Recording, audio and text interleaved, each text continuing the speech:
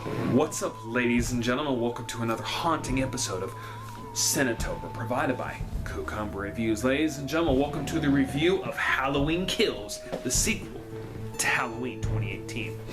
So, as you all know, Halloween Kills is the sequel to Halloween 2018. It brings a lot of the same cast members back, the ones that survived. You know, like we see Michael Myers, who was last time trapped in the burning house of Laurie Strode, and now somehow he has survived and he is wandering the streets again, and he is out for blood to get home.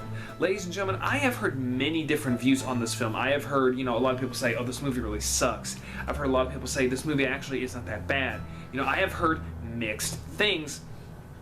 And there are some scenes in this movie where I can honestly understand that, because some of the way how some people die in this movie, or some of the things that they do, it's really retarded. I will say that. But I will say that this movie actually does have a very interesting premise, because we have actually never seen people's reactions, how people react after what Michael has done. We have in very subtle, we have seen in other movies what type of chaos Michael brings, but in subtle little hints.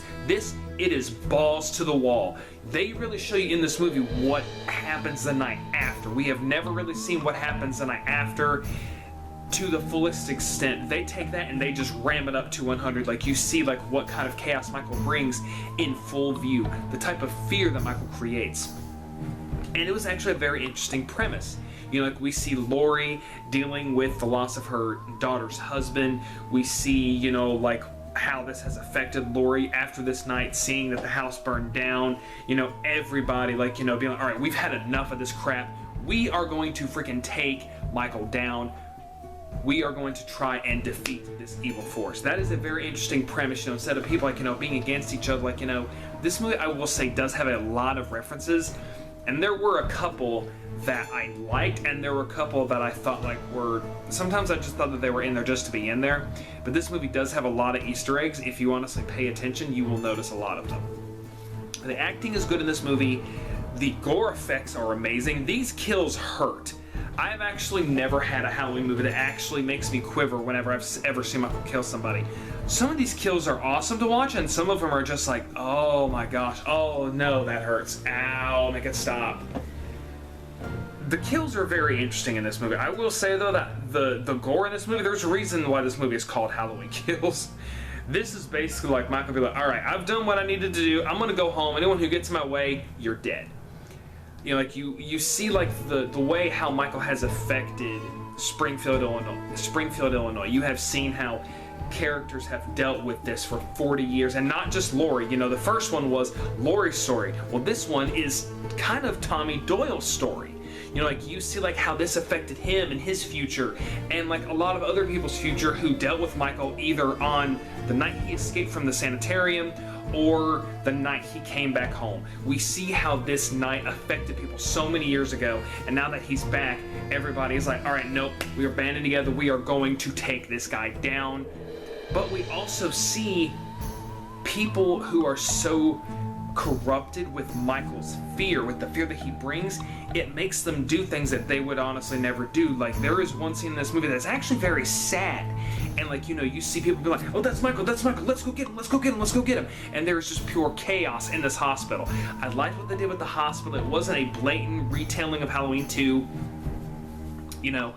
It was very interesting to see this aspect, and it was very, very sad. And I was just like, this is the type of chaos Michael brings just by being here. And that was very interesting. I will say some of the characters in this movie are really dumb and really annoying, and seeing them die was great. Not as bad as the characters from Halloween 5, but somewhat pretty close. The dialogue is done very well. We see all these characters from previous movies, coming back to band together. That was really good. Just all these people who have this shared history coming back and dealing with it together. I thought that was done very nice. I can understand where another movie is coming, because they've already said that we're getting one more called Halloween Ends.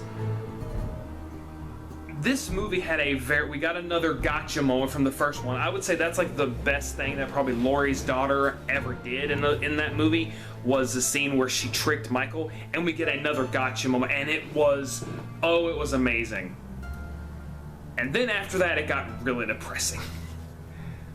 I would say I enjoyed this movie, but not as much as I enjoyed Halloween 2018, because Halloween 2018 had an amazing opening. This movie had an interesting opening. This one, I would say, is the most interesting opening of any of the Halloween movies. I will say Halloween 2018 probably has the best opening to any Halloween movie that there is. So I would give my final verdict of Halloween 2021...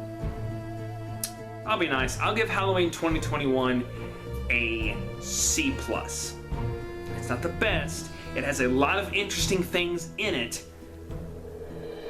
but it just doesn't hit that top notch that I believe Halloween 2018 had. So guys, put in the comments below, what do you think of Halloween Kills? Did you like it? Did you hate it? What was some of your favorite callbacks? What was some of your favorite characters? What was some of your favorite moments? What was some of your favorite kills? I really thought that this had a very interesting premise, and I think it actually is something that should be viewed. Give your own opinion. Don't forget to elbow drop that skeleton that's laying down on the mat for the like button. Don't forget to comment, subscribe, and enjoy the spooky season of Halloween, because we still got a lot of stuff to cover in Cinetober through November. Have a good night, guys.